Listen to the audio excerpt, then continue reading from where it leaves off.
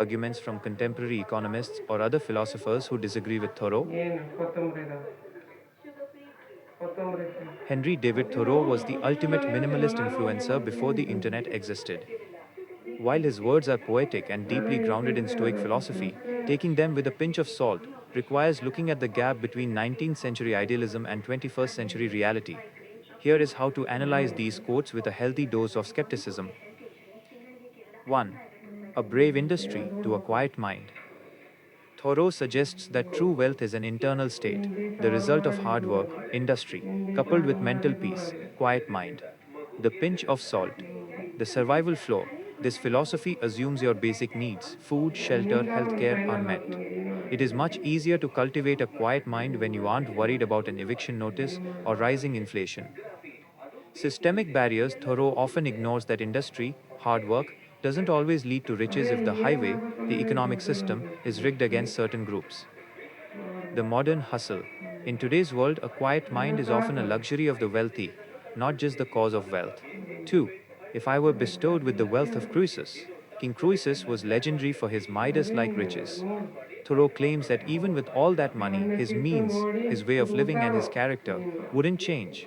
The pinch of salt. The safety net paradox. Thoreau could afford to live simply at Walden Pond, partly because he had a support system, like his friend Ralph Waldo Emerson, who owned the land. Total independence is often an illusion funded by someone else's means. Scale of impact. While his personal habits might stay the same, his ability to act would change.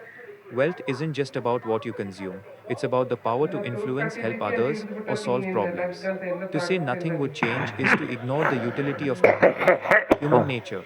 It's easy to claim you wouldn't be corrupted by billions when you don't have them. Power and wealth have a documented psychological effect on the brain's empathy centers. Comparison, idealism versus reality. Thoreau's view, the salty perspective, wealth is internal. Wealth is also a tool for security and autonomy.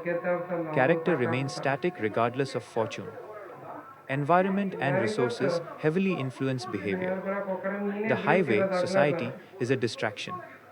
The highway is where infrastructure and community live. The verdict, Thoreau's advice, is best used as a recalibration tool. It's a reminder not to let the pursuit of money hollow out your soul. However, don't let it trick you into thinking that material stability doesn't matter or that poverty is a requirement for a quiet mind. He was a man who went to the woods to live deliberately, but he also frequently walked back into town to have dinner with his mother. Even a transcendentalist needs a home cooked meal. Would you like me to help you find some counter arguments from contemporary economists or other philosophers who disagree with Thoreau?